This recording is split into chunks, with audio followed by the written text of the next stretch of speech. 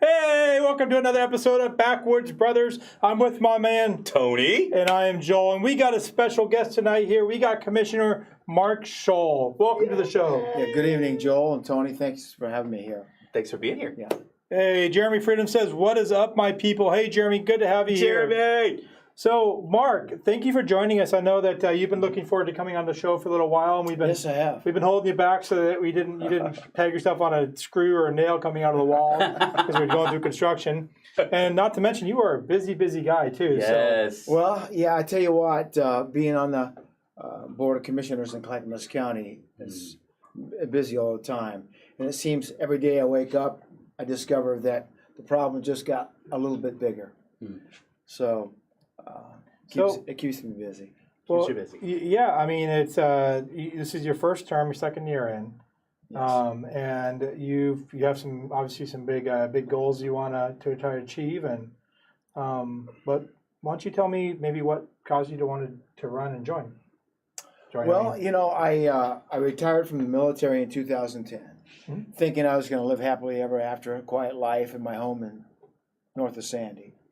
And one day my son said to me, "Dad, you know, things are getting kind of crazy in the state of Oregon and the region here around Portland. Maybe you should get into politics, Dad." And so anyway, I thought about it and got involved as a precinct committee person. And then after a short time, I was asked to volunteer to be appointed as a House District Captain in Clackamas County, which I enjoyed doing.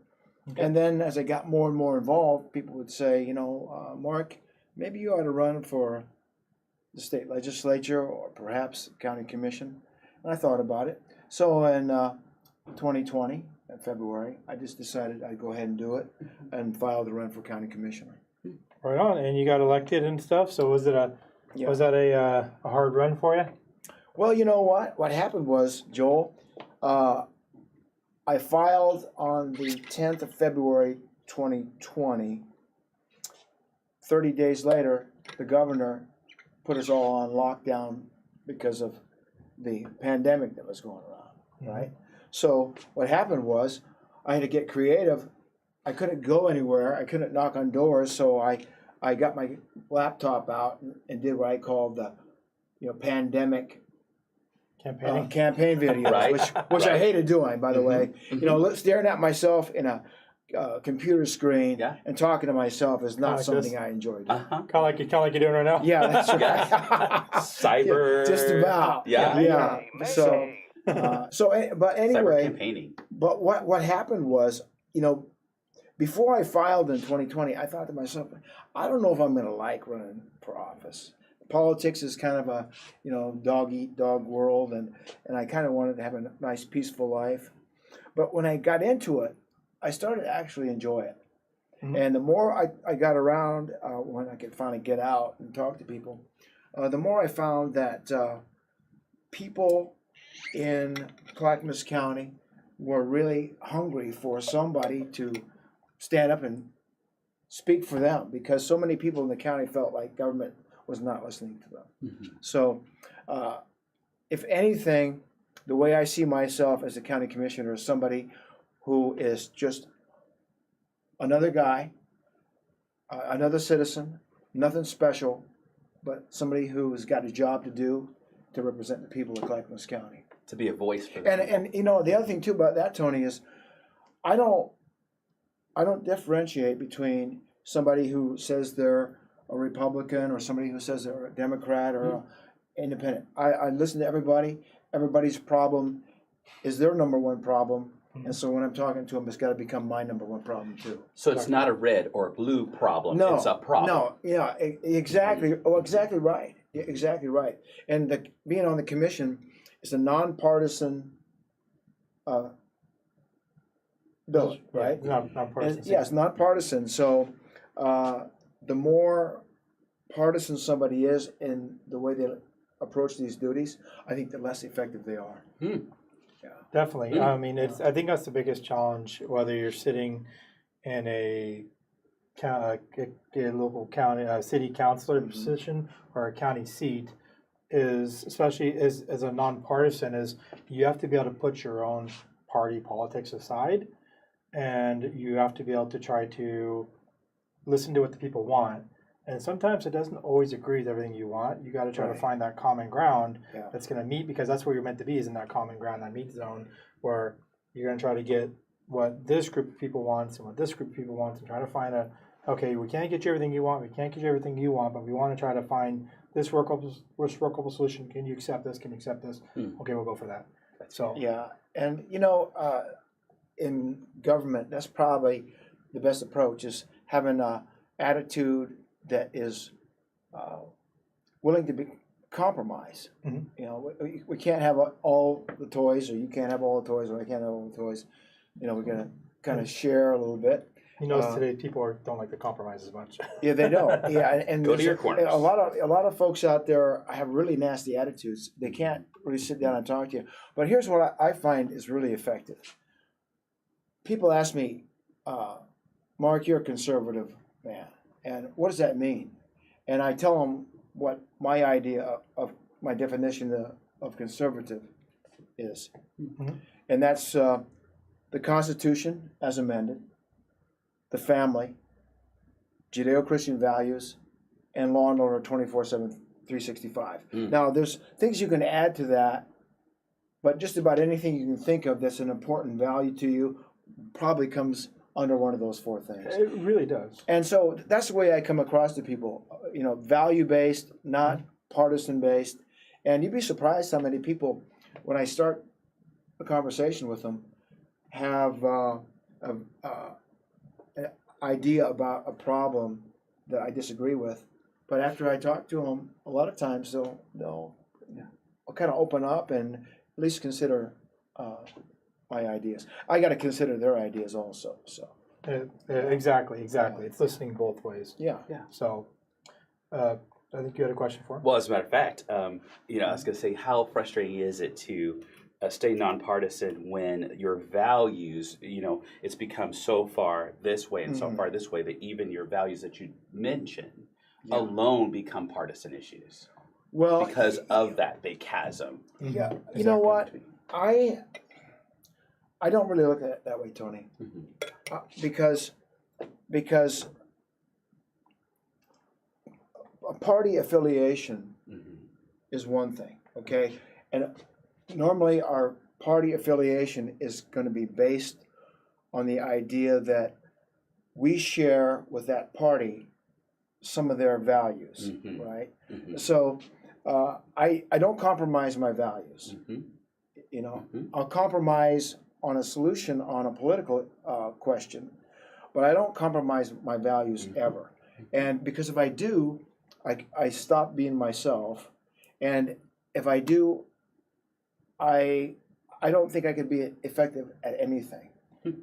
You got to respect that too. And that's a good statement. Is if you compromise your values of who you are, you're compromising yourself. You're no longer yourself, and you have to look yourself in the mirror the next day. Right, and all of us, whether we're elected officials or not, we have, I think, a responsibility to present our values to other people in a positive way, not a threatening way, not I'm better than you are kind of way, but in a way that will hopefully make people stop and think.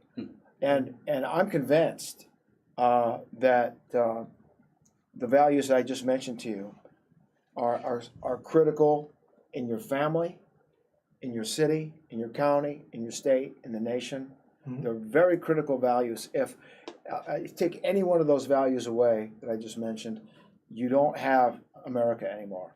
Yeah, okay? Exactly. That's what I founded on. Also in my life, what I've observed is people who have replaced those four values with something else typically have problems. Okay, you take the Constitution and try to replace it with something else, communism, for example. Some would say they want to see the Constitution replaced by Sharia law. I've talked to people right in the county that feel that way. You no longer have America. You take away law and look what happens when you take away law and order, even for a short period of time. You get a couple hundred days of riots. You get Portland. Yeah, exactly. Like I was mentioning earlier, Chicago, I think, used to be a nice city about 100 years ago, and once it goes bad, it's almost impossible to get back. You got to try to dig out all that corruption and evil in there. It's so hard. Yeah. Real quick, a couple people on here said, basically, Sapat, Kelly all said hi. How you doing, Mark? Good. Mary says, hi, everyone. Probably Brandy says, hi, everybody. Keep those comments coming tonight. And then Mary Whitney says, they look uncomfortable standing up. Can they sit down, please? I think we got used to it. I'm fine. No, I'm fine. Give you a stool if you need a stool. Yeah, I'm fine. Sapa says, hello, Mark. How do you deal with negative criticism from other political parties? Ooh, good question. Okay,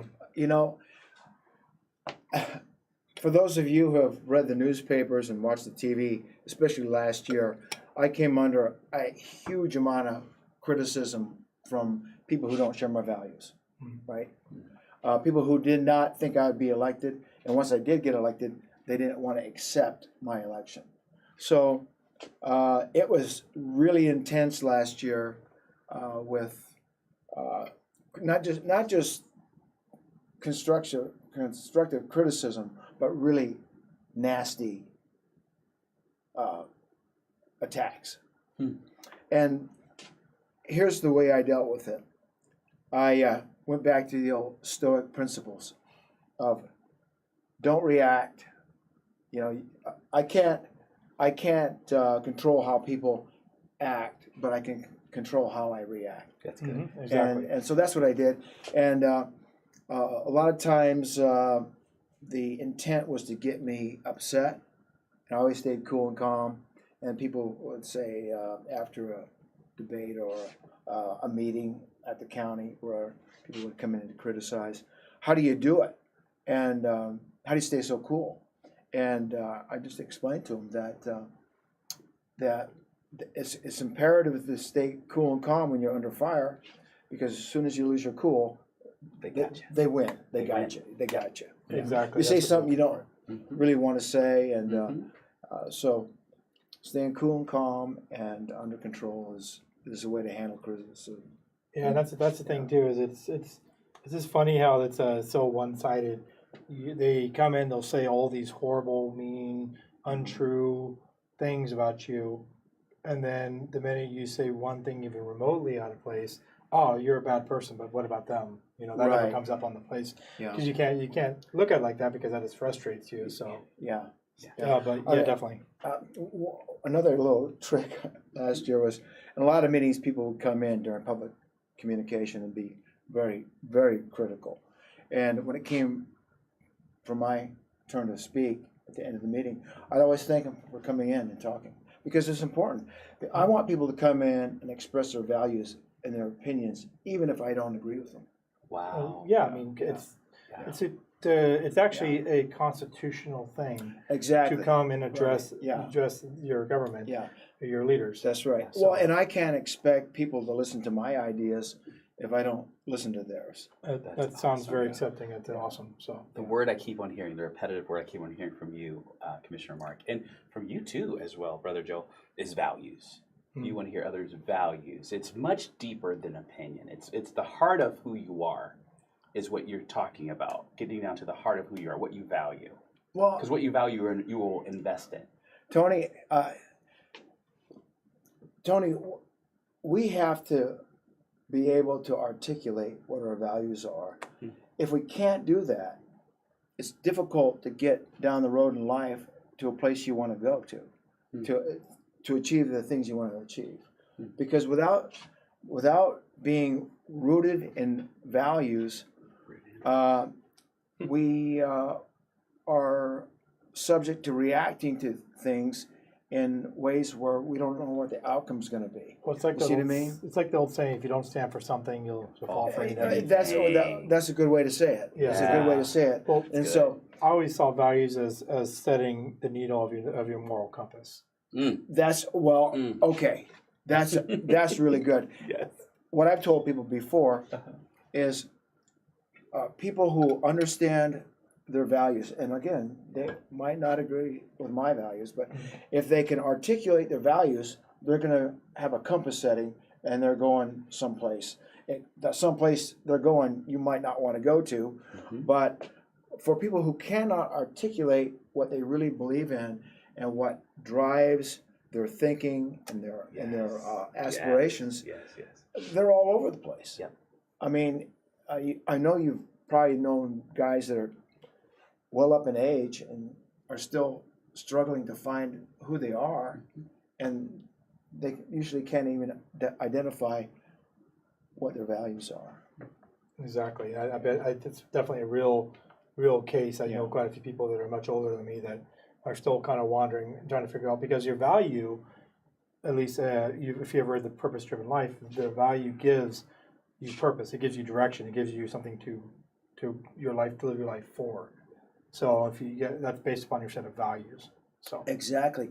And if I could, I'd like to share a little illustration that I use especially when I talk to young men. Okay. All right. Yeah, definitely go for it. You know, for a lot of young men, they're unsure of themselves. They're maturing. They are kind of uncomfortable in their own skin. Yeah. Okay. Yeah. And a lot of young guys, they haven't had a dad that could really sit down and talk to them about life. So a little illustration I use when I talk to guys is I tell them, think about being a well-rounded square. And they kind of look at me. And I said, just imagine a square on 4 sides: social, mental, physical, spiritual. Okay? Now imagine going down life, on a square, bumping along. Take and look at those characteristics you have and identify where you're strong, where you need to develop Love it. better spirituality, better Love it. physical strength, better mental, better social skills. Yeah. Until that square becomes a circle. Okay? Can you envision that? Shaping and now you can go through life, smoothly and be it a wheel or just getting through life without a lot of problems. So if young men can, and this works for women too, of course, but in the military I worked with thousands of young guys, and I ended up counseling. When you're a leader in the military, you end up counseling a lot of young guys, and so anyway, that's a way of looking at your personal development, and along with that, usually will come some development and focusing in on what your values really are. What your values really are. Yeah, exactly. It's great. It's a tool for self-understanding. I know you have a commercial, but I want to ask I'm about to get to that. So give me 1 second before we get to that. Hold the thought. We actually got a sponsor we're going to get to right here. Whitney Signs, great company out here, made this thing right here. Also, you might see a lot of signs around town that they have probably made, and you wouldn't even know it. Go and take a look at Whitney Signs.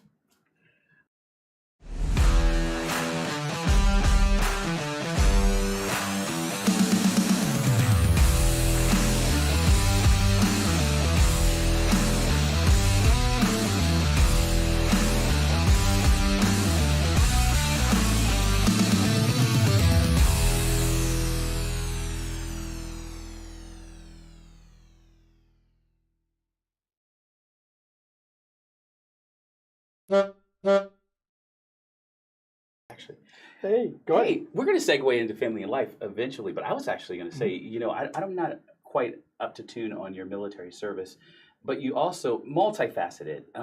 You talked about young men, and you talked about training young men, and one of your values is family. So here's a multifaceted question: how do we answer the and I'm going to say it, the violence and the gun violence and all those types of things that we're trying to figure out what to do with legislation? How do you answer that with young men, gun violence, breakdown of the family, those types of issues that I believe are core issues to why we have issues that we have today in terms of the violence that we see? Well, young men, by the nature of the way they're made, they have a tendency to be a bit radical, a little bit violent when they're young. When you're surging with testosterone, you can whip anybody in the world, and you know, we've all been there. But I think getting back to those 4 values, the family value piece, is that so often in America, the family has broken down, and communication, especially between dad and the kids, has broken down.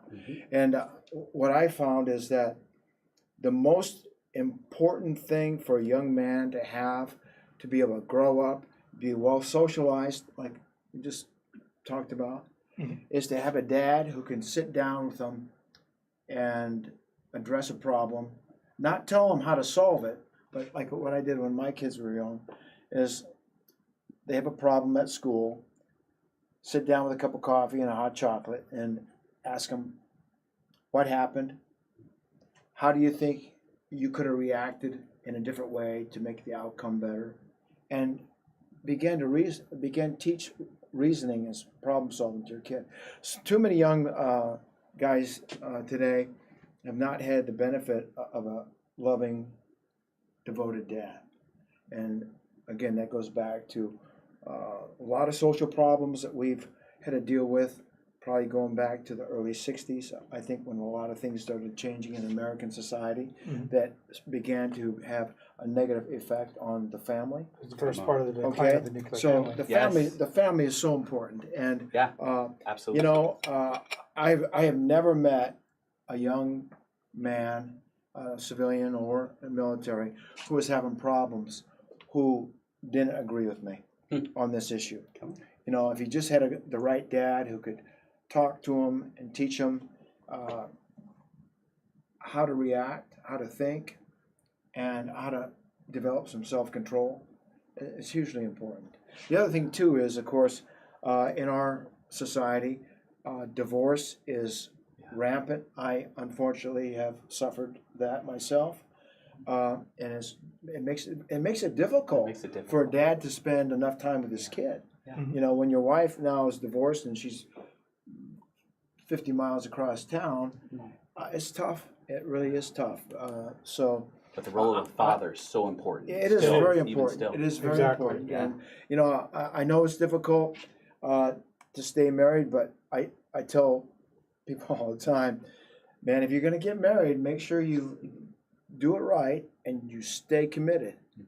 Don't have this idea that you can stay married for a few years and move on, man. Once you're married, especially when those kids come, you're a dad for the rest of your life. Yes. Exactly. No matter what happens, it becomes the core center focus is to make sure that child is taken care of and things like that. So exactly. And I love that you spoke to commitment, because it says a lot about you. Exactly. And I can tell you, in my life, probably the biggest joy I've ever had is being a dad to my 2 sons, Matthew and Morgan. I mean, it's been just an absolute joy to me to be a dad. And I can tell you that I guess I got lucky because, you know, they're 28 and 32 now. Never had a bad day with them. That's awesome. I mean, never really had a bad day. What?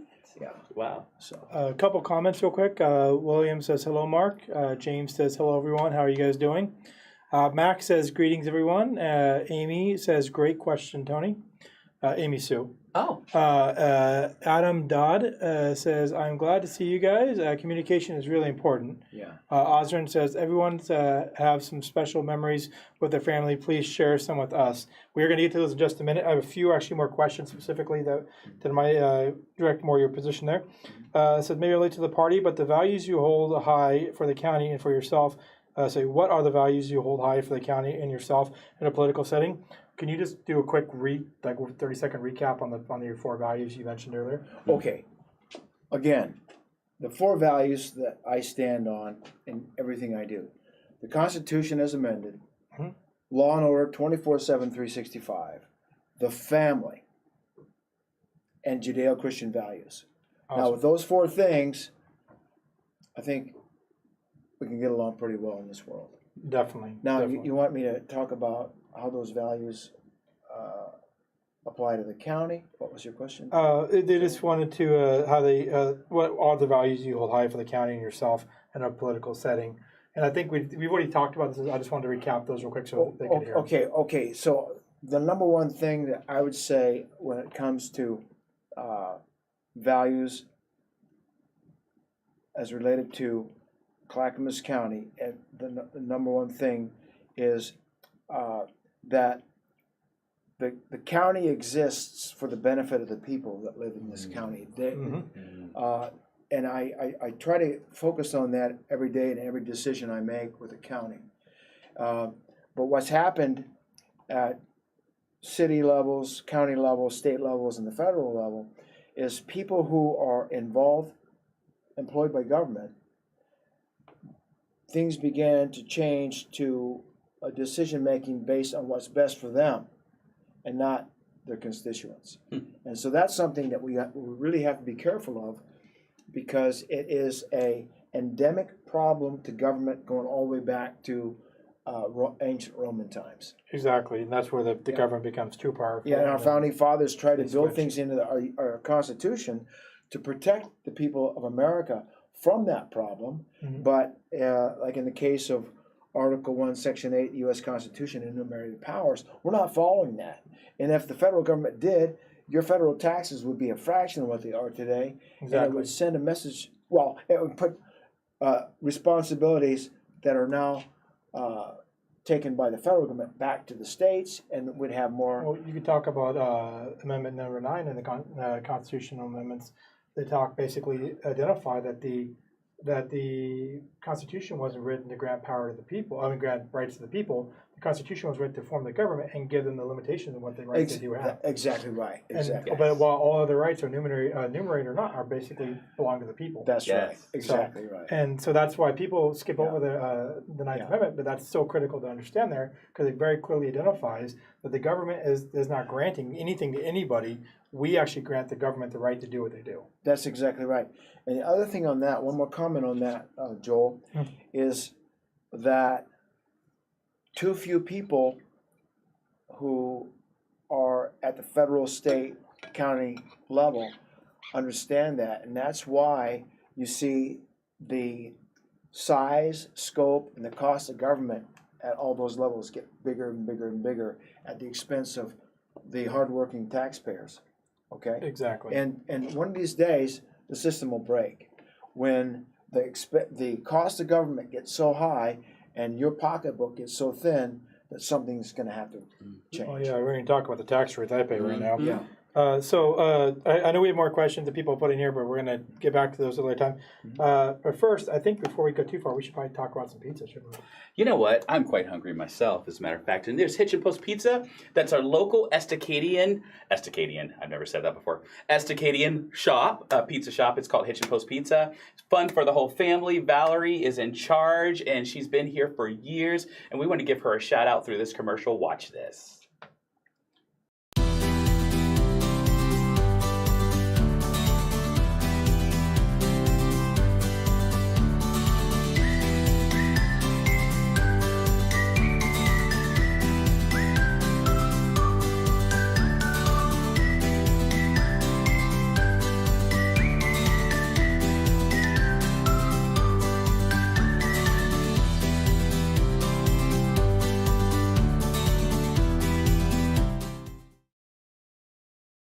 And there you have it. Pizza. Real quick, Ksana said we're going to get to this question after we talk about your little bit about your pictures and a little bit about you personally. But we'll end out the area with how to stop drug addiction in the county. Death is rising up very fast. So let's talk about that, and then we'll end on that question there. Okay. Okay. So we got some pictures I went and took off your Facebook. Oh, good. So let's start with the first picture here. We'll talk a little bit about them as we go through. So let's get that first picture. There you go. Yeah. See, it looks like you're in your dress blues. No. That was on Veterans Day a couple years ago. I was invited to a big gathering, and I wore my rack.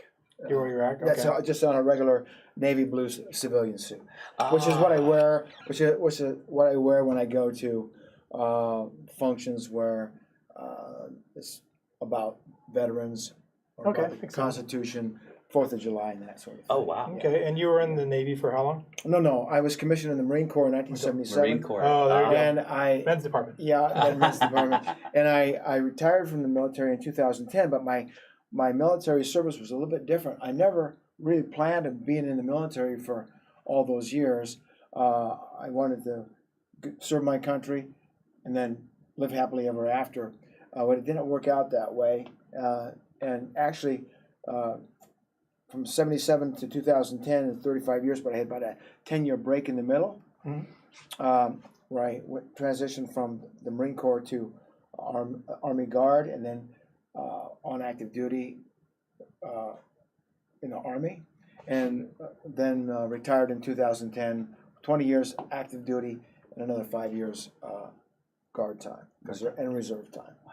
Right on, right on. So I don't know if you remember this one, Tony. This is I don't know why you can see it. You know, it looks like he's in front of. Yeah. It looks like you, Commissioner, are in front of a fire truck here. Well, that was last year. Yeah, out at the good town of Estacada. Yeah, We had a party out here, and I got to come out for some barbecue that day. It was a beautiful day, and Oksana and I were here. Had a great time. You know, every time I come to Estacada, I always have a great time out here. You got great people in Estacada. I got to tell you really fast with that one. When I saw you, you came right up to me with Oksana, and you said hi. Like, I didn't even, you know, that really impressed me. I didn't know who you were, and you came up and you talked to me, and you said hi. I love talking to people. You know, you can see that. Yeah, Definitely. it makes the world go round. Yeah. So here is actually exactly 1 year later. Yeah. Now here we are, back here, just out here, just a little bit west of Estacada for Hillock Burn Farms. That's right, for the Estacada awards dinner. First responders dinner. First responders. And the one you were at before that was the first responders. Yeah, as well. another great time, and also really good food. I really had a good time. Pointing out, you're really good. You're really big on supporting law enforcement and first responders. Just that one value of law and order 24/7, 365 is important. That value. Yeah, here we are, just about 5 miles from my house, just a little bit north of Sandy. Oksana and I were thinking about the importance of farming and looking at encouraging people who have even a backyard to start a garden. Do what they can to offset the rising cost of food. With this inflation. Oh wow! So now that looks delicious. Are you a chef? No. That is at the Sandy Mountain Festival here a couple months ago. Oksana said she wanted a ice cream cone dipped in nuts there. Oh, okay. And I think I ended up eating most of it. Before we get too far, the viewers don't know who Oksana is. Yes. Well, Oksana is a little special delight in my life. I met her a couple of years ago. She's from Ukraine, and she just happens to be probably the most beautiful, sweetest little thing I ever knew. And she just makes life great fun. And I think I might have a picture of her on there. She's got I a don't great remember if it's going or not, personality. so- Yeah. Absolutely. Yeah. Definitely. So, And there we are at the Sheriff's Building in Happy Valley there. right on. Clackamas County Sheriff's Office. Oh, wow. That's good. What else we got here? Yeah. Oh, looks like you got your whole family there. Yeah, that was a little dinner we had here at the house. I can't remember. Somebody's birthday.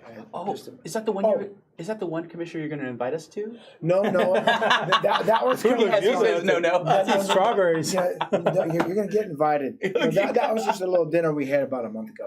And there, Oksana and I are at the Clackamas County Fair at the Republican Party. When were you down there? 'Cause we went down there twice, actually. Well, yeah. We were down there for the state fair. Yes. Okay. Not college, we went to state Well, fair. that morning, that Tuesday morning, first day of the fair, we walked in the kiddie parade, which was a real joy. I mean, I've never seen so many beautiful, young, happy little kids. Of course, they're happy when you throw 60 pounds of candy at them, right? Of course. But we And had quite energized, too. Oh, they are. we had a great time that day. Sure did. And that's on my back deck here, picture taken in 2020 when I was campaigning with Mount Hood in the back. Oh, I thought that was over there by the bluff in Sandy. Yeah, well, actually, it's right about a mile north of there. Okay. But this, I'm standing on my back deck right there. Oh, where that's the picture cool. was taken. Yeah. Okay, cool. Yeah. Oh, that's it. I don't know what that is. You can get rid of that. I got to find a way to kill the pictures from the old shows on there. That's awesome. And that's the previous show. I thought you had 3 shows ago. 3 shows ago. Oh, wow. Yeah, Hey, by the way, speaking of that, we've done about 107 shows so far. Between all three of our, well, 100 episodes with all three shows. All three shows. So yeah, we've done 60. This is our 65th episode. 65th episode. We are right after this one. We are going to be doing our 6th episode of Ranger Games. Ranger Game 6. Tomorrow is 36th episode for Campfire Discussions with Brandy. With Brandy. Yeah, so. You're so taken aback by her beauty that you couldn't remember that show. Exactly. That's what happened. Mary says Oksana is beautiful. Oh, thanks. Oksana and Bella, he tagged her, looks like. Oh, yeah. Yes. Hi, Mary Whitney. I like Mary. Mary's great. awesome. Yeah. Yeah, she's awesome. And by the way, we're rooting for Sean. Yes, for winning his election. The election, he's up for that. Oh, so yeah, we are rooting for him. I know he'll do good. You got a really good mayor in Sean Drinkwine. Yes. Definitely. Absolutely. Really for the You people. sure do. Really Absolutely. for the people. Yeah, he really cares about this community and the people here. Yes. So let's see. I think we might have time for a couple of the questions that came up there. So someone had asked about their thoughts on the schools that they need improvement. That's all that. Okay. All right. There, Joel. I don't think we have time for a full. Okay, real quickly. Okay. Oh, you go. Okay. Go for it. Go for it. Yeah, but I get you on that. There is nothing more important in this world than our kids. Mm-hmm. Number one. Number two, the second most important thing is how we raise them and educate them to be prepared, to be competitive in a world that's becoming more competitive all the time. And our K through 12 schools that you pay your taxes for, your property taxes and mine, they've got to be efficient and they got to produce well-educated young people. The problem in Oregon is that according to the Oregon Constitution, the governor has got a great deal of control over K through 12 schools. The governor appoints the state superintendent of schools and everybody on the state school board. Okay, and they drive curriculum. So if you have a governor that wants a kind of curriculum in your schools that is not producing a 12th grader who's reading, writing, great with math, knows history, and is prepared to go on a bigger and better things in the world, you got a serious problem. So right now, in my opinion, the biggest problem we have in our K through 12 schools is the leadership that drives the decision making on what your kid learns in school and what hours of the day, how they're divided up and for what subject. That's our biggest problem. And so that means that whoever's elected governor in November, I'm praying that the first thing they do is sit down and they look at our K through 12 schools and determine what changes need to be made to produce a 12th grade graduate who is the most competitive young man or woman to go out in this world economy and really do well. Excellent. And when Christine's elected governor in November, I love that. I love that. I think that's actually on her plan. I believe that if Christine Drazen is elected in November, come January of next year, you're going to see radical changes in K-12. Exactly. She's actually put her plan exactly what she's Well, I was going to do. say. Yeah. There's no question what she's going to do. It's there. She spelled it out very clear and concise, didn't she? Yeah, there's no question about it. She's like, this is what we're doing. We get to clean up the swamp. Oh, yeah. Exactly right. Yeah. Exactly. And I know that the last question actually has a place in your heart too, and that talks a little bit about the question about some of the drug problems in there. Yes. I know that in your field, that's something you probably deal with a lot more. So Yeah. I'll let you kind of take up that last question. No, you know what? I believe that Oksana asked the question, so go for it. Take it away. It is in my folder. Yeah, okay. I So don't see it. the frustrating part about being a county commissioner when it comes to addressing this horrible problem we have in Clackamas County with barbiturates, fentanyl, is that we cannot control the causes, all the causes that are causing this epidemic. We have porous borders. We know that a lot of drugs come across the southern border and other places in America. That's got to be controlled by the federal government. County commissioners, city councilmen can't do that. So the addressing the problem of killer drugs in our society, in our towns, in Clackamas County, can only be done if we have a holistic approach to it at the federal, state, county, city levels. Beautifully. So said. basically, All working together. we need- Otherwise, we'll never beat it, Joel. so you're saying we need to repeal levels that measure 104, was it? No, measure 110. 110, that's what 110. I 110. don't know why it's Yeah, 104. that's good too, though. Okay, Yeah. measure Measure 110 110. decriminalized certain amounts of these, what I call the killer drugs. Mhm. Okay? And it didn't do us any good. Now we have had young people die of fentanyl overdoses in the region. Mhm. It's the one thing that terrifies me more than anything else, and that is the potential for a young, innocent child to come in contact with now this new rainbow fentanyl that looks like candy, and even just touch it. It's so poisonous that even if you or I touched it, we'd probably be dead. Yeah, in a short time. I think I've seen an officer that actually got someone to their skin on a Yeah, video. that's and right, He had yeah. he almost Yeah. killed him. Yeah, exactly right. But you know, I see this problem all over the United States, in big cities especially. Mhm. It's everywhere, but especially in big cities. And it's heartbreaking because it's really destroying our society. And until we can work together in a holistic way at federal, state, county, city level, we're not going to beat it. I'm so glad you didn't mention mental health, because I think that's a byword now. When we're dealing with people with addictive issues, we're dealing with the addiction first so that we can get them to a baseline to be able to have a conversation. So it's almost putting the cart before the horse if Exactly. we try to do the inverse of that. We can't talk Exactly. to a person who's high. No. Exactly. There's no reason with that. Well, you can't reason with somebody who's incapable of psychosis. reasoning because of a chemical that totally alters their total psychology. You know, you ever try to have a intelligent conversation with a drunk person? Yeah. It's 100 times worse when they're. We have to get them detoxed first, in order to have a conversation. So I'm so glad you didn't go to mental health, and that's what I keep hearing: mental health, mental health.